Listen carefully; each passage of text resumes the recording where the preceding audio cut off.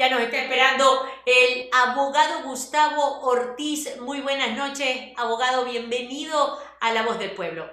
Buenas noches, Karen. Un gusto estar nuevamente en su programa. Un cordial saludo también a sus seguidores. Abogado, es necesario entender un poco este panorama de un tema tan sensible como el que ahora ha lanzado y que todos en redes sociales han comentado negativamente para la candidata Luisa González. ¿Qué piensa usted acerca de este Venezuela versus Ecuador según las palabras de la Luchita? Mire, hay un dicho popular que señala que por su propia boca muere el pez. Y efectivamente, las declaraciones de la candidata presidencial del correísmo en realidad son lo que ellos piensan y lo que ellos le proponen al Ecuador. Es decir, Venezuela es el producto de la aplicación de un modelo nefasto denominado socialismo del siglo XXI, que en definitiva se ha convertido en una dictadura hambreadora y represora del pueblo. Ya usted lo señaló, dio inclusive algunos indicadores económicos. Todos conocemos lo que significaba Venezuela antes de la dictadura del socialismo siglo XXI, que fue iniciada por Chávez y continuada por Maduro. Ha significado pues la destrucción de un país de entre los países más ricos de América Latina por sus reservas y producción y exportación de petróleo.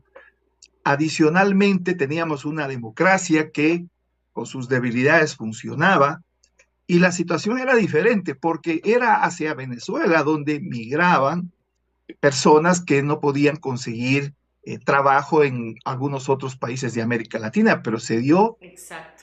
todo lo contrario, se dio la vuelta, es decir, ahí se concentró el poder, se abusó del poder y se institucionalizó la corrupción, que es lo que ha hecho el socialismo del siglo XXI en donde ha estado. Y esto tiene algunos antecedentes, además, Karen. Si usted ha escuchado anteriores declaraciones de Rafael Correa, él, sin ninguna vergüenza, señalaba que en Venezuela se vive una democracia. Ujú. Y cuando se le topaba el tema de la hiperinflación y de la posibilidad de dolarizar la economía venezolana, respondía que quien propone la dolarización es un traidor. Hay videos de esto. Sí, sí, Igual, totalmente de acuerdo, abogado. Este tema es más que conocido. Ellos, yo siento, abogado, que ellos no sienten ninguna vergüenza de decirlo, se sienten orgullosos de esas medidas y el futuro del país, si es que esto avanza, sería eso, justamente lo que usted está planteando, que para ellos es la gloria, es su escudo, es su emblema. mire, lamentable por América Latina que un país hermano viva la situación dramática de Venezuela. Y por ningún lado, por más que el problema de la inseguridad en el país, en el Ecuador, se haya agudizado y sea el principal, obviamente, de los problemas que el país enfrenta, ni siquiera por esas circunstancias se podría comparar en cuanto a las condiciones de vida, es decir, de indicadores conjuntos, ni siquiera inclusive en el tema de la inseguridad, ya lo dijo usted, la tasa de homicidios en Venezuela es mucho mayor que la del Ecuador, ocupando el primer lugar en América Latina, es decir, por ninguna Así es. circunstancia, ni por lo económico, ni por lo político, porque al fin y al cabo aquí existe una democracia endeble, hay separación de poderes, con todas las limitaciones, precisamente las limitaciones que ha impuesto quienes representan esa tendencia en el país, que son precisamente el correísmo, el socialismo del siglo XXI. Entonces, decir que los venezolanos tienen mejores condiciones de vida que el Ecuador, discúlpeme la expresión, pero es una soberana estupidez, que lo único que refleja es, primero, las limitaciones, tremendas limitaciones de la candidata, y segundo, la identidad ideológica, identidad política con quienes han destruido Venezuela y con quienes amenazan destruir varios países de América Latina. Sí, definitivamente, abogado, tiene razón, y es que por ahí se van y no lo pueden ocultar y no lo quieren ocultar, además, abogado. Veo también en redes sociales un gran movimiento de la gente que se indigna, pero, abogado, ¿cuál sería esa razón de fondo por el cual el tema Venezuela es un tema que indigna que lo mencione el socialismo de cualquier siglo? Es que es el resultado más palpable de las consecuencias nefastas que puede llegar a tener el Ecuador si elige nuevamente la vía del socialismo del siglo XXI.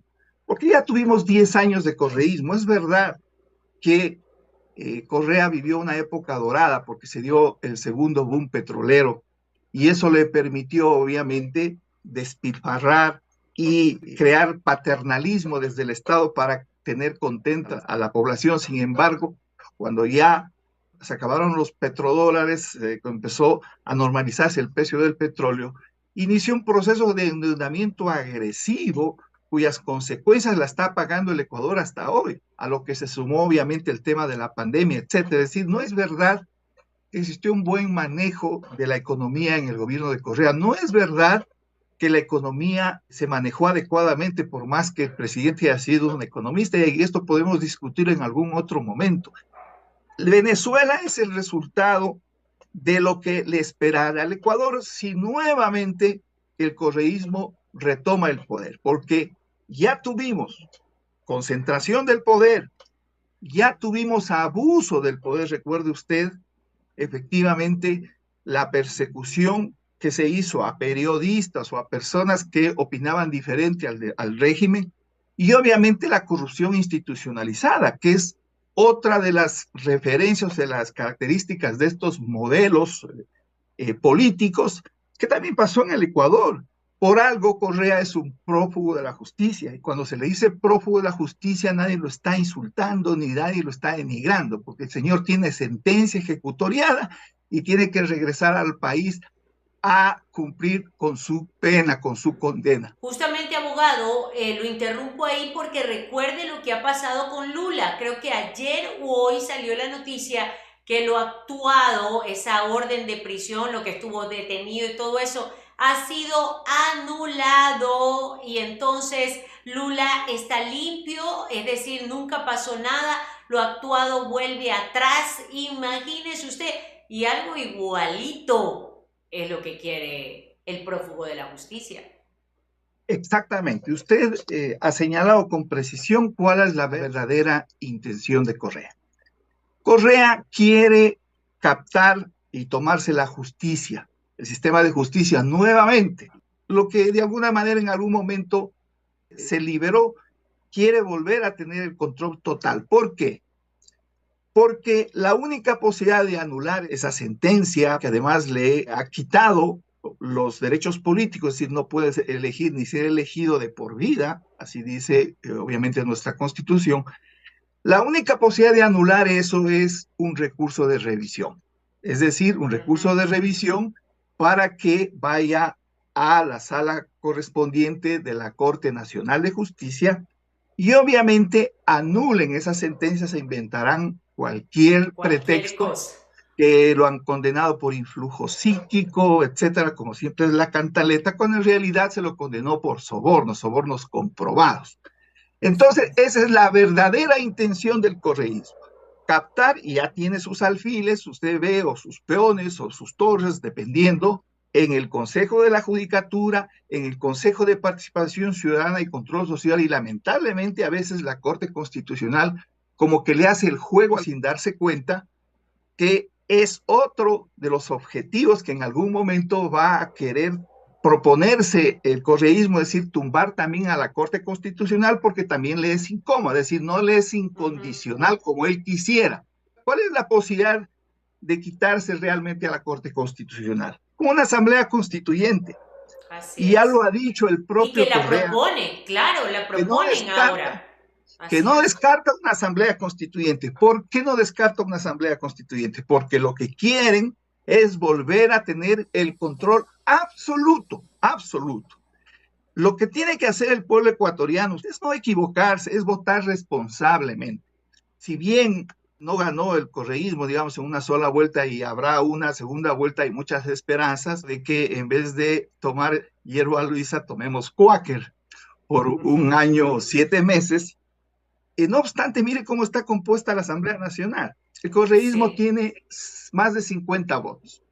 Usted para destituir, por ejemplo, a estos pillos del Consejo Nacional de la Judicatura que andan haciendo barbaridades en el sistema de justicia, necesita 92 votos. Es decir, el correísmo va a seguir impidiendo consolidar la democracia y tratar de rescatar el sistema de justicia, porque ya le estoy precisando qué es lo que quiere. Quieren generar el caos para en medio del caos captar todo el sistema de justicia y tratar de anular esa sentencia para dejar limpios a todos estos delincuentes que nos gobernaron ya por 10 años.